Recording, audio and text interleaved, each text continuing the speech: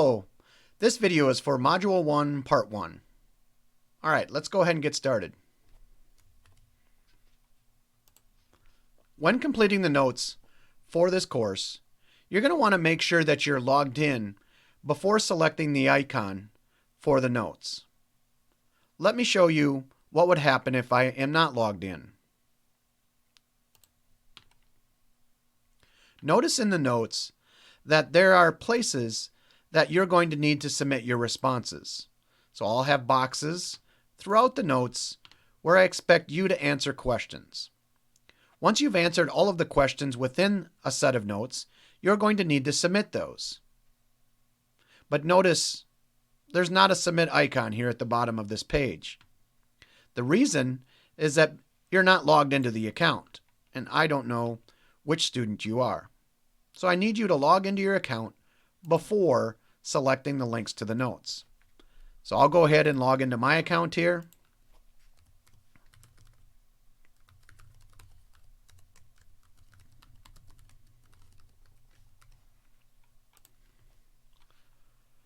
Notice that I am indeed logged into my account. I got the log out and also the account links up here in the upper right hand corner. Now when I select the link to my notes, I indeed have a submit button that will allow me to submit my responses. Once your notes have been submitted, the next time you view them, you will see your responses, but also my solutions or my answers to the questions stated as well. So you're going to want to submit your notes so that you can see my answers. All right, let's go ahead and get started with our first example. Our first example is the deafness or hearing example.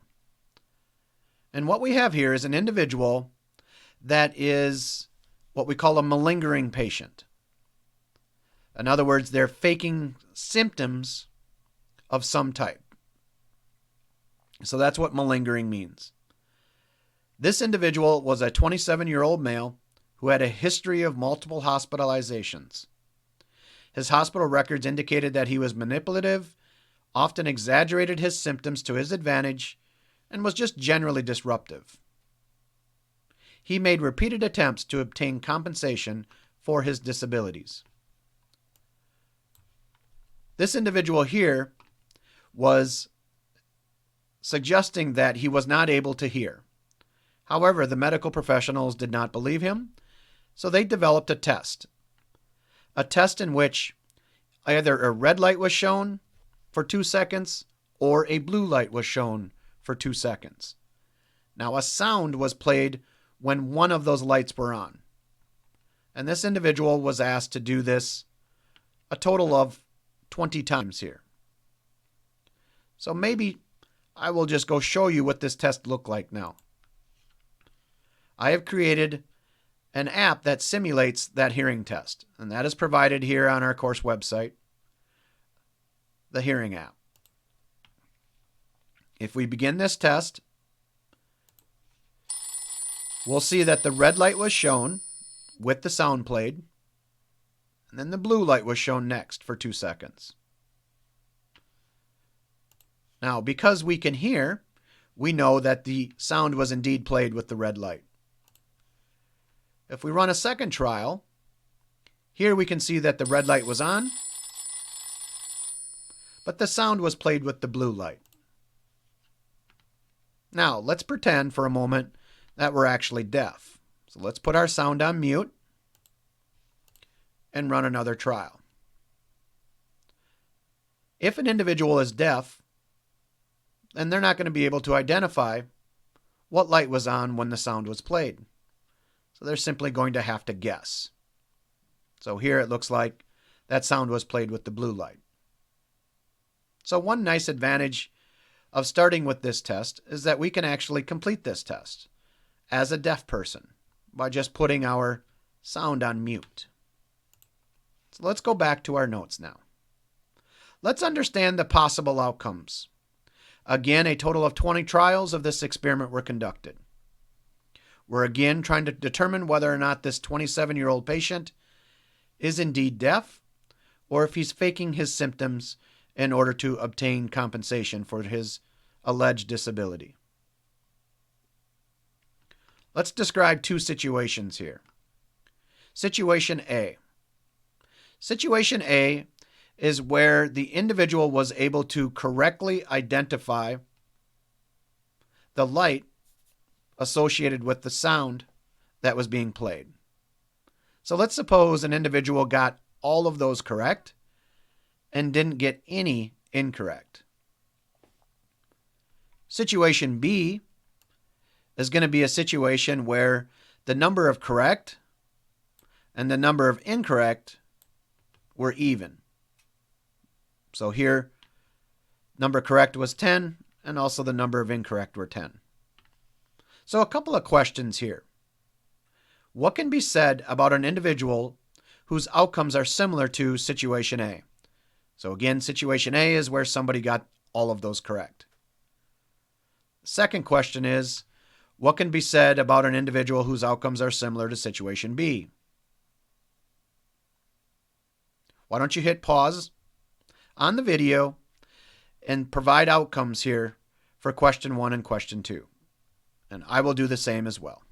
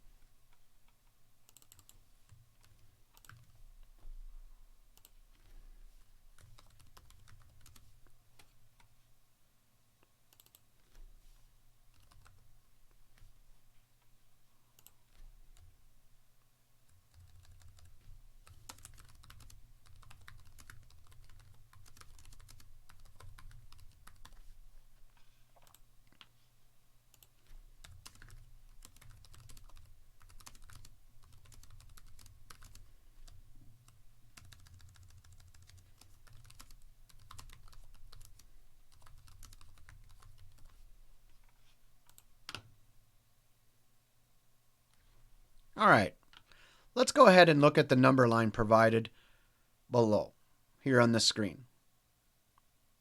So if an individual can hear, then they should get it correct most of the time. So if we go back here to the simulation, we take our mute off, I run another trial. If I have the ability to hear, I can identify what light is on at that time. So that was the blue light that was on. So if an individual can hear correctly, they should be able to get 20 out of 20 correct. So being real high in this number line indicates that they can hear. On the other hand, if we do this with the sound off, which would simulate a deaf person taking this hearing test, they're simply going to have to guess. So situation B here, okay, situation B is going to be the deaf situation, where an individual cannot hear, and thus cannot associate what light was on when the sound was being played. So if an individual got roughly half of the outcomes correct, so here around 10, then we're going to indicate that that individual was deaf. Now let us consider a third situation. Here, the individual was not able to get any of them correct. So the number of times an individual was able to correctly associate a light with playing a sound, they didn't get any correct. In fact, they got all of those incorrect. So again, hit pause on the video and answer question number 3.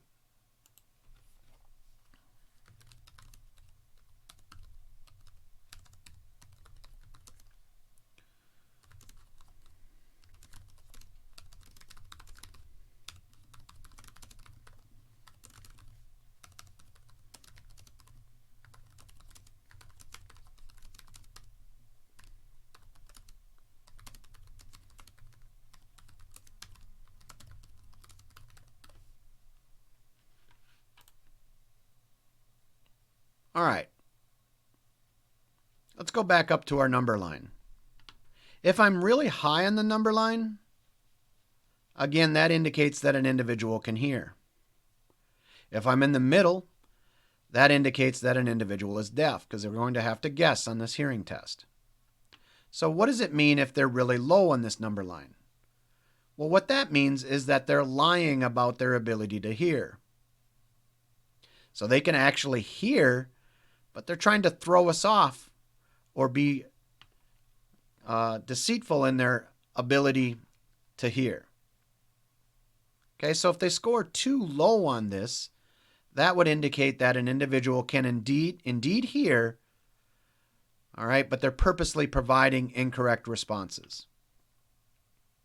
So this hearing test, this particular hearing test, we're actually interested if we believe a patient is lying or is a malingering patient, okay, trying to receive compensation for their disability when they don't have one, then we would anticipate that they would be scoring too low on this number line. So, a statistical model can be used to fight against insurance fraud in this situation. It's necessary when using this model to determine whether or not the subject in this investigation is intentionally giving us the wrong answers. In order to do this, we must first gain an understanding of what an likely or unlikely outcome is. And a statistical model will help us in identifying likely from unlikely outcomes. So here we're going to construct a simulation model that is going to mimic the outcomes of a deaf person. This model requires the identification of two pieces. And we're going to use this model throughout Module 1. Those two pieces are the number of trials and also what is the likelihood or chance of obtaining a correct response. Here I'm talking about a correct response for a deaf person. So again, my simulation model is being set up to mimic a deaf person. So for our example, the number of completed trials is going to be 20. The likelihood or chance of a correct response is going to be 1 out of 2, or 1/2. There were 2 lights, red light and blue light, and the sound was being played with one of those lights. So a deaf person is going to have to guess, and because there's only 2 outcomes, they're going to guess correctly about 50% of the time. Okay. So what is the expected outcome for a deaf person? Well, I just said that if I do 20 trials and an individual has a 1 out of 2 chance of getting the outcome correct, the math is just going to be 20 times 1/2 or 10. So a deaf person should get 10 outcomes correct.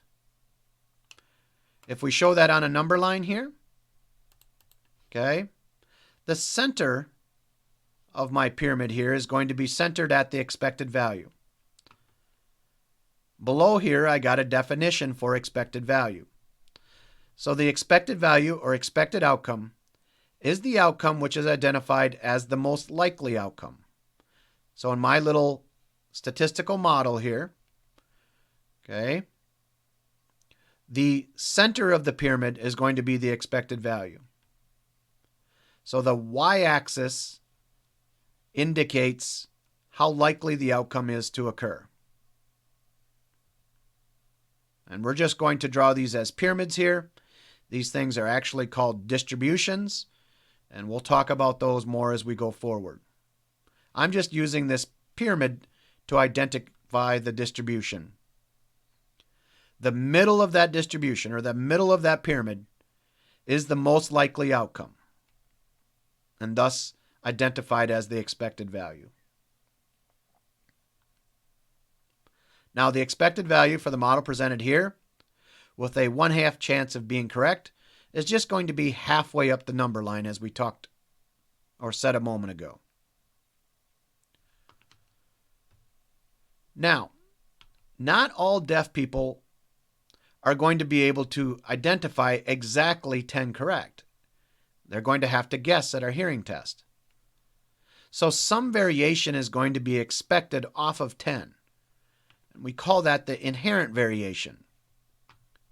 That's an important element of our statistical model, or our statistical approach to providing a solution to this problem. In particular, there is inherent variation, or randomness, in the number of correct responses as I do more and more repeated trials. The amount of inherent variation depends on the model being used. In this situation, the number of trials and the likelihood of a correct response is going to determine the amount of inherent variation. So this graphic here just shows you, again, 10 is the middle or my expected outcome. If deaf people kind of drift down as far as 8, so here they're drifting down about 2 and drifting up about 2, what we're going to say is there's not very much inherent variation present in our simulation model. However, down towards the bottom of this pyramid here, again, the expected value is 10. If deaf people go all the way down to 3, so that's 7 down, and if they go all the way up to 17, so that's going 7 above, then I'm going to say that I have a lot of inherent variation. Now, the goal of our statistical model is to determine how much inherent variation exists. We need to understand the amount of inherent variation before we can determine whether or not an individual is being deceitful in their ability to hear. So if we go back up to my number line here, or my statistical model, where I had the deaf people in the middle, on the right-hand side, I have the people that can hear, and down here on the left-hand side, I have the people that are lying. One thing that I have to be able to do with my statistical model is to figure out where is the edge of the deaf people. Okay, so what is the dividing line between deaf and lying? Here, when I just drew my little pyramid here, I happen to stop that at 6, but I don't really know if that's kind of the edge of the deaf people. Maybe deaf people go down to 4 and up to 16. Or maybe deaf people only drift down as low as 8 and up to 12. So the width of this distribution, okay, how much variation, we call that the inherent variation. I need to be able to understand that in my statistical model before I can identify whether or not somebody is lying. Okay, once you have provided all of your answers and all of the text boxes provided, make sure you submit your notes. When you go back into your notes, you should see your responses as well as mine provided underneath each box.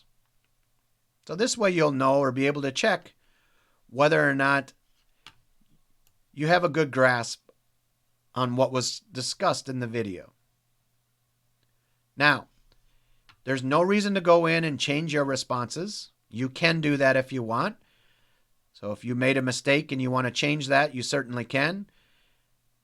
You can make those changes and just hit submit again, and your responses will be updated. I am not going to review what your responses are, so there's no reason to go back in and make those correct. So if you don't have your responses correct, that is fine. That's not going to count against you in any way in this course. All right. That does it for video number 1. Stay tuned for the second.